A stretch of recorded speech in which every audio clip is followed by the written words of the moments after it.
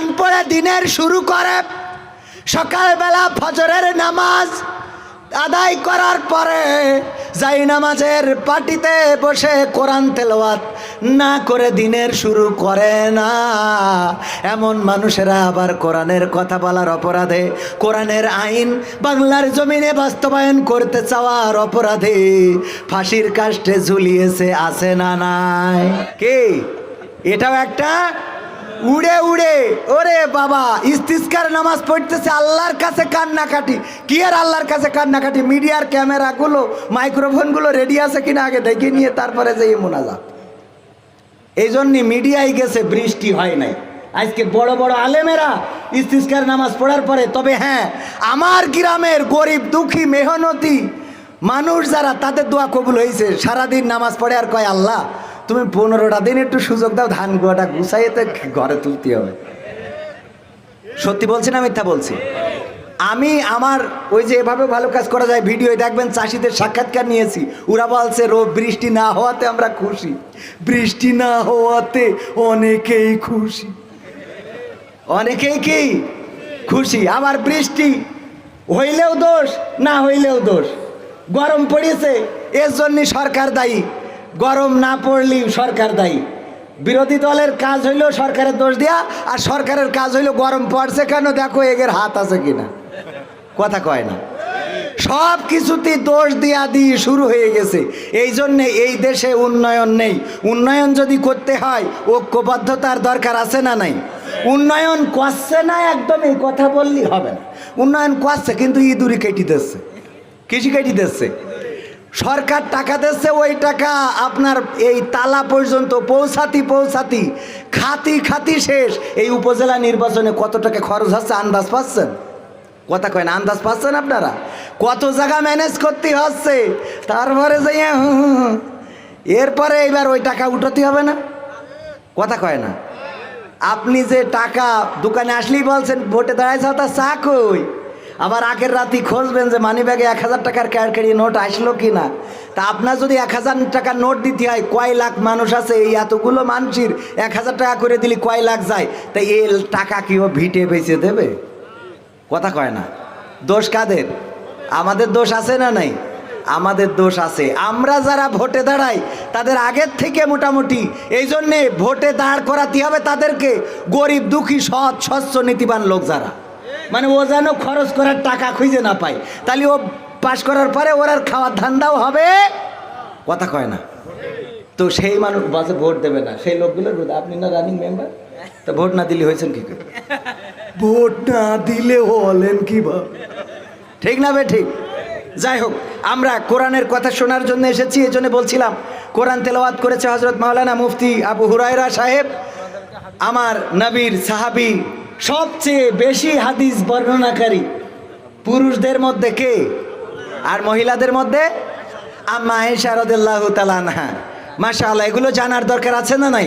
ইসলামের খুঁটিনাটি বিষয়গুলো আমরা জানার চেষ্টা করব। আমি একটা বই লিখেছি ইসলামের বেসিক নলেজ নিয়ে, বেসিক নলেজ অফ ইসলাম। আমি এখানে আজকে আনতে নিষেধ করেছি, কারণ আমার এত রাতে উঠাইছে। আমি বললাম ও বই আর এখানে আনার দরকার নাই, ও এখানে আমার কাছে একটা আছে, বেসিক নলেজ অফ ইসলাম। এখানে আমি ইসলামের খুঁটিনাটি ছোটোখাটো বিষয় যেগুলো আমরা জানি না, জানার চেষ্টা করি না, অথচ মুসলমান হিসাবে জানার দরকার ছিল। আমি বললাম আসসালামু আলাইকুম, এর অর্থ কি? কয় ওয়ালাইকুম আসসালাম। এর অর্থ হইল ওয়ালাইকুম আসসালাম। চিন্তা করতে পারেন এর অর্থ কি? ওয়ালাইকুম আসসালাম। এক হিন্দু কুমিল্লাতে এক হিন্দু বলতেছে এর অর্থ হলো তোমার উপরে রহমত এবং শান্তি বর্ষিত হোক। এক হিন্দু বলে দিল, অথচ মুসলমান বলছে ওয়ালাইকুম আসসালাম। বললাম অর্থ কি? কয় ওয়ালাইকুম আসসালাম। ও অর্থ হইল ওয়ালাইকুম আসসালাম। আহা, এই হলো মুসলমান। এই জন্য ছোটোখাটো বিষয় নিয়ে আমি এখানে লিখে দিয়েছি অনেকগুলো প্রশ্ন, 200 প্রশ্ন। এবং নামাজের নিয়ম কানুন জানে না, নামাজে কি পড়তে হয় জানে না, তার জন্য নামাজের নিয়ম কানুনগুলো এখানে লিখেছি। তো এই বইগুলো 1000 করেছিলাম, আর কিছু আছে গাড়ির মধ্যে, এখানে আর নিয়ে আসা হয়নি। নিয়ে আসছে ও, আমি চাবি দিনিতে আনলো কি করে? যদি আপনাদের প্রয়োজন হয় আপনারা এটা সংগ্রহ করবেন। 50 টাকা করে প্রাইজ রাখা হয়েছে আমাদের ফাউন্ডেশনের কল্যাণের জন্য। পাশাপাশি সেটা হলো আজকের এই মাহফিলে কোরআন শোনানোর জন্য এই আয়োজন করেছে, কিন্তু মাহফিলে লোক এসেছেন 10টার পরে। সত্য বলছি না মিথ্যা বলছি? 10টার পরে আপনারা এসেছেন, আপনারা যদি তাড়াতাড়ি আসতেন তাহলে আমাকেও তাড়াতাড়ি উঠানো হতো। সুতরাং আমরাও দায়িত্বশীল হওয়ার দরকার আছে না নাই? আল্লাহ আমাদের দায়িত্বশীল বানিয়ে দিন, বলেন আমিন। উপস্থিত আমার প্রাণপ্রিয় মুসল্লিয়ানে কেরাম, শ্রোতা বন্ধুরা, আমার প্রিয় ভাইয়েরা, সবাইকে পর্দার অন্তরালে মা বোনেরা, সবাইকে অন্তরস্থল থেকে আবারও আনুষ্ঠানিকভাবে সালাম জানাচ্ছি। আসসালামু আলাইকুম রহমতুল্লাহি ওয়া বারাকাতুহু। আমরা আল্লাহর শুকরিয়া আদায় করি যে মহান রব দয়া করে মায়া করে আমাদেরকে মানুষ হিসাবে সৃষ্টি করেছেন। সেই আল্লাহর শুকরিয়া আদায় করে সবাই জোরে সোরে বলছি আলহামদুলিল্লাহ। আল্লাহর শুকরিয়া আদায় করলে কোনো ক্ষতি আছে? বরং ক্ষতি তো নাই।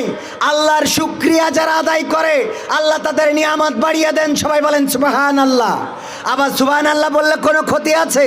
বুখারী শরীফের হাদিস, আল্লাহর রাসূল বললেন যদি কেউ সুবহানাল্লাহ একবার বলে আল্লাহ রাব্বুল আলামিন এই দুনিয়ার যত খালি জায়গা আছে সম পরিমাণ সওয়াব তার আমলনামায় লিখে দেন।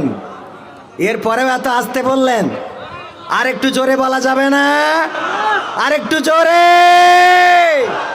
রাত অনেক হয়েছে, পেটে ক্ষুধা, অনেকের কষ্ট হচ্ছে, তারপরেও এসেছি যখন দু একটা কথা, দু একটা সঙ্গীত শোনাবো। আর 15টা মিনিট, কয়টা মিনিট? 15টা মিনিট।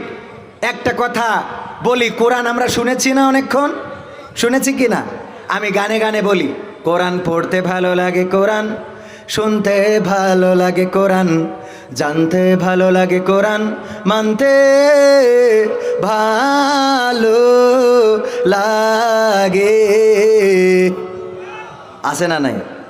কোরআন পড়তে ভালো লাগে, কোরআন শুনতে ভালো লাগে, কোরআন জানতে ভালো লাগে, কোরআন মানতে ভালো লাগে না।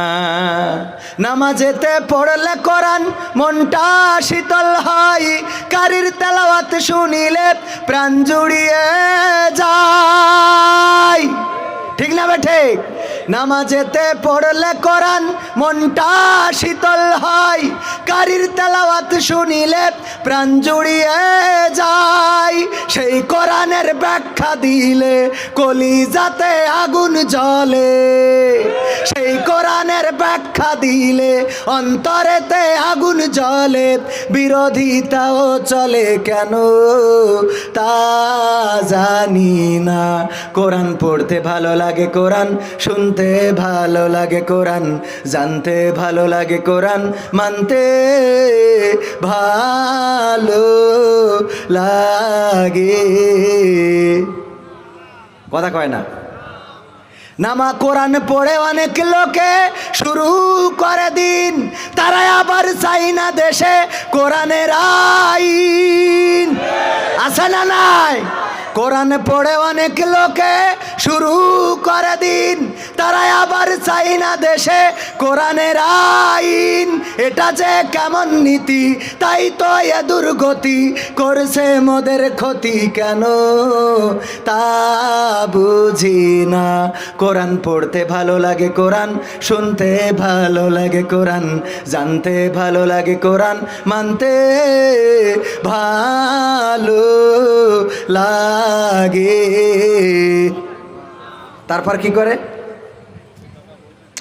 কোরআন বুকে চুমু খাওয়ার লোকের নাই অভাব, সেই কোরআনের বিরোধিতা এটা কোন স্বভাব? এরকম মানুষ আছে না নাই? কথা কয় না? আছে না নাই? কোরআন বুকে চুমু খাওয়ার লোকের নাই অভাব, সেই কোরআনের বিরোধিতা আবু জাহেলের স্বভাব।